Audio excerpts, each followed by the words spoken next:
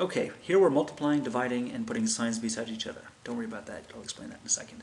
So multiplying and dividing integers. When they have the same signs. So 3 times 7. 21. Okay, that makes sense. Negative 2 times negative 5.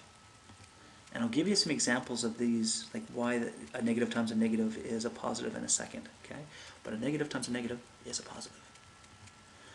12 divided by 4 is 3. Okay, and negative 24 divided by negative 12 is going to be positive 2. A negative times a negative, like think of the opposite of negative 3 is positive 3. Okay, and the same as positive 2 is positive 2. Okay, so when the signs are the same, the result is positive.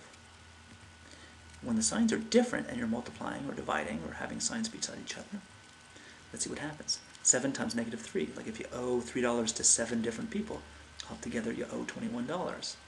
Okay, or you owe $2 to 5 people, so altogether you owe $10.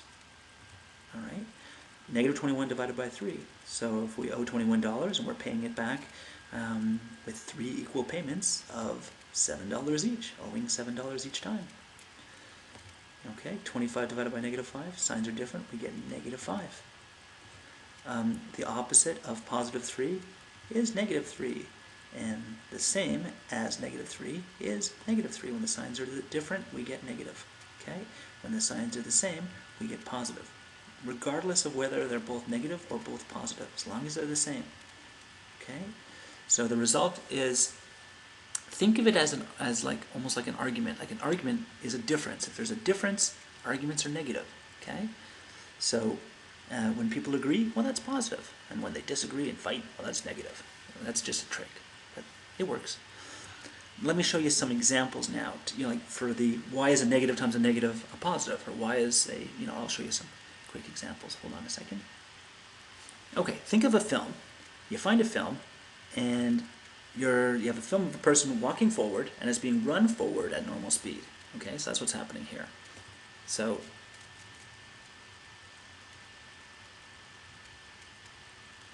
okay, so we see a person running forward at normal speed. No big deal. Now what happens if you run that film forward at double speed? Well, you'd expect to see a person going forward 2 times as fast, right? Great, okay, that makes sense. You guys can't hear the sound, can you? Hold on.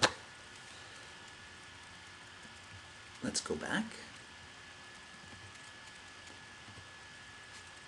Film of a person running forward. I am out for a walk in the park.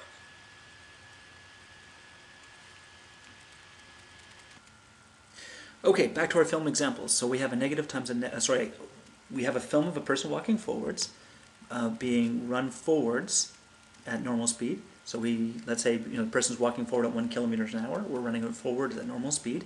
So we see a person walking forwards at 1 kilometer per hour, right? Hello, it's a beautiful day. I am out for a walk in the park. Okay, so that works.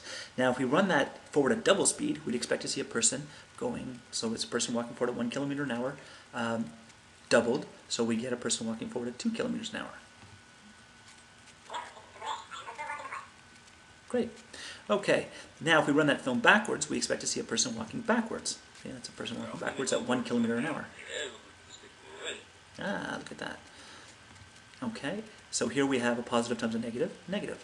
And if we took the person walking forwards and run it backwards at double the speed, so they're walking forwards at 1 kilometer an hour, and we run it backwards at double speed, we expect to see them walking backwards at 2 kilometers per hour. I'm about to run out of time, so I'm going to stop it here.